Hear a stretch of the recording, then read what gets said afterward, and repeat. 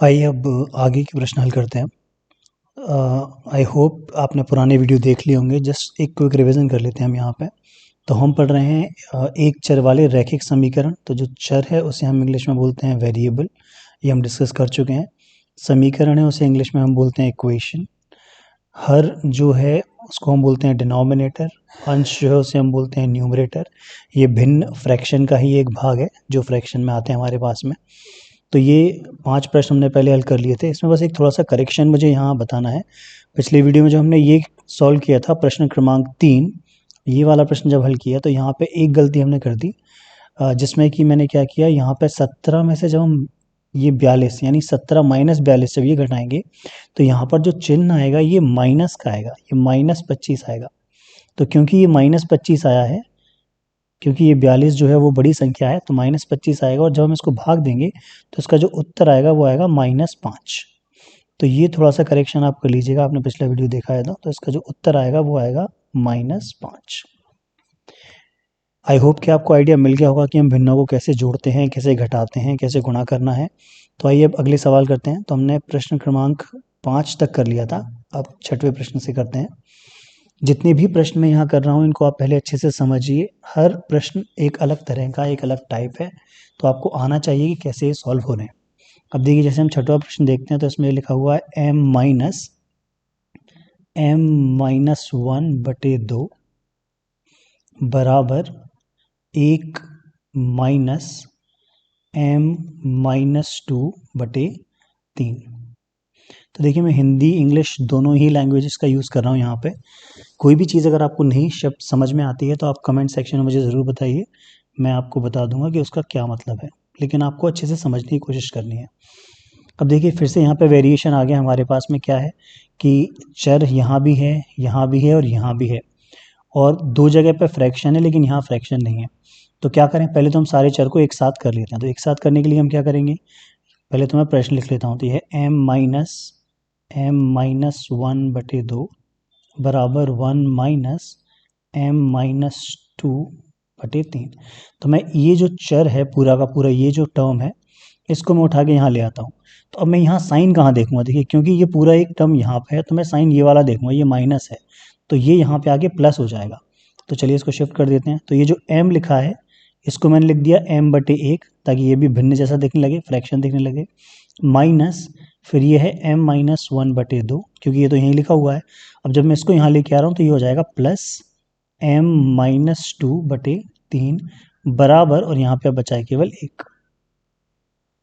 अब हम इसको हल करेंगे। तो अब अगर आपने पिछला वीडियो देखा है तो आपको समझ में आ गया होगा कि देखिए ये भिन्न है, और भिन्न में यानी फ्रैक्शन में सबके जो हर हैं यहाँ पे जो कि डिनोमिनेटर्स हैं ये सब अलग अलग हैं। और अगर हमको भिन्नों को जोड़ना या घटाना है तो हमें ये ध्यान रखना है कि इनके जो डिनोमिनेटर्स हैं, जो हर हैं, वो एक जैसे होने चाहिए। तो यहाँ पे फिर हम थोड़ा सा भी एक रफ वर्क कर लेते हैं इसके लिए। तो अब रफ वर्क में हम क्या करेंगे, थोड़ा सा और दूर कर लेता हूँ मैं ताकि स्पेस मिल जाए। यहाँ पे हम रफ वर्क कर लेते हैं इसमें। तो रफ में जो भी डिनोमिनेटर्स हैं इनका हम एलसीएम निकालेंगे। किस किस का एलसीएम निकालेंगे, 1 का, 2 का और 3 का, क्योंकि यही है इनके हर में। और यहाँ तो मुझे क्लियर दिख रहा है कि अगर मैं दूंगा, इनमें भाग देना है तो 1 का भाग 1 से ही जाएगा, ये 2 हो जाएगा, ये 3 हो जाएगा।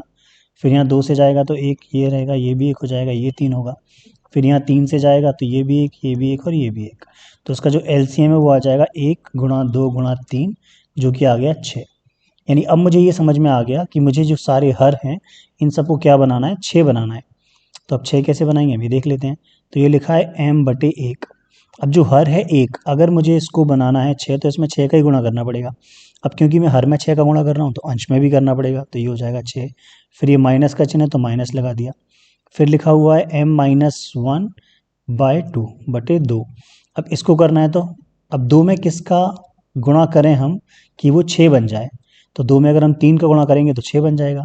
पर अब 3 का गुणा अगर मैं हर में कर रहा हूँ यानी डिनोमिनेटर्स में कर रहा हूँ तो मुझे अंश में भी करना पड़ेगा। तो यहाँ भी 3 का गुणा कर देते हैं हम। फिर ये प्लस का चिन्ह है तो मैंने प्लस का चिन्ह लगा दिया। फिर लिखा है m-2/3। अब हम फिर से यही सोचेंगे कि अब 3 में किसका गुणा करें कि वो 6 बन जाए। तो क्लियर है कि 2 का गुणा कर सकते हैं। तो अगर मैं 3 यानी जो हर है इसमें 2 का गुणा कर रहा हूँ तो मुझे अंश में भी करना पड़ेगा, बराबर ये हो जाएगा 1।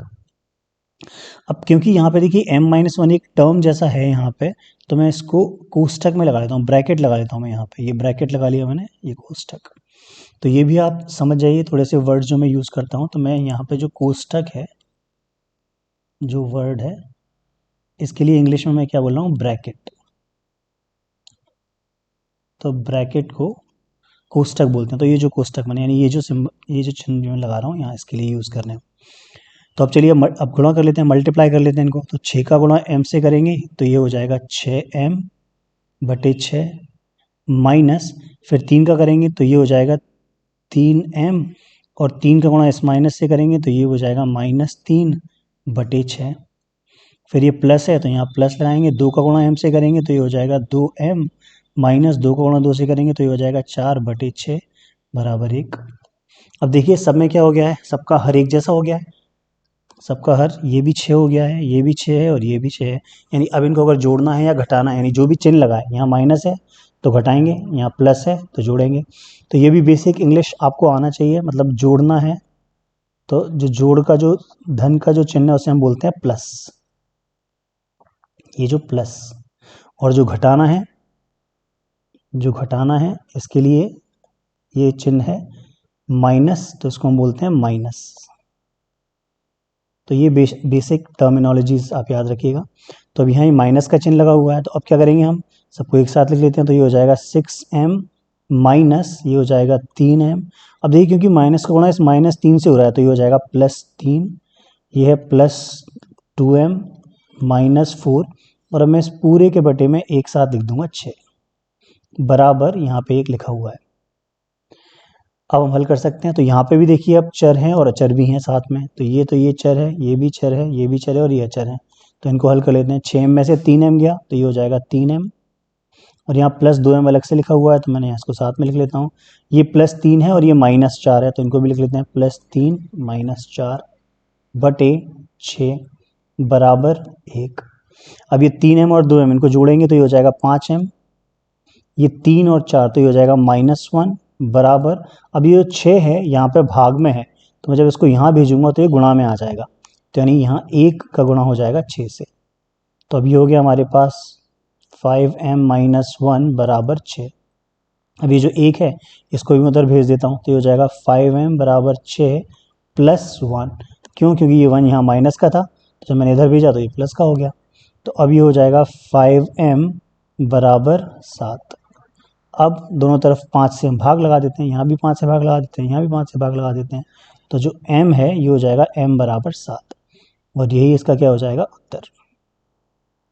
तो ये आंसर है। अब ये बेसिक जो है बस आपको ध्यान रखना है कि जो प्रश्न हम हल कर रहे हैं उनमें कैसे भिन्नों को हम हल कर रहे हैं, कैसे जोड़ रहे हैं, कैसे घटा रहे हैं, ये चीज़ का आपको बहुत ध्यान रखना है, एक एक स्टेप समझना है तो आपको क्लियर हो जाएगा। ठीक है, तो ये हो गया इसका उत्तर यहाँ पे 7/5। चलिए अब अगला प्रश्न हल करते हैं। कहीं भी कोई भी स्टेप अगर नहीं समझ में आ रहा हो तो कमेंट सेक्शन में ज़रूर बताइएगा, मैं उसको फिर से एक्सप्लेन कर दूंगा। अब हम करते हैं प्रश्न क्रमांक, ये कौन सा था देख लेते हैं, 6। अब हम करते हैं 7। तो 7वां प्रश्न लिख लेता हूँ पहले मैं यहाँ पर। 7वां प्रश्न है 3, अभी कभी कभी बंद कर देता है पेन चलना। 3 × t - 3 बराबर 5।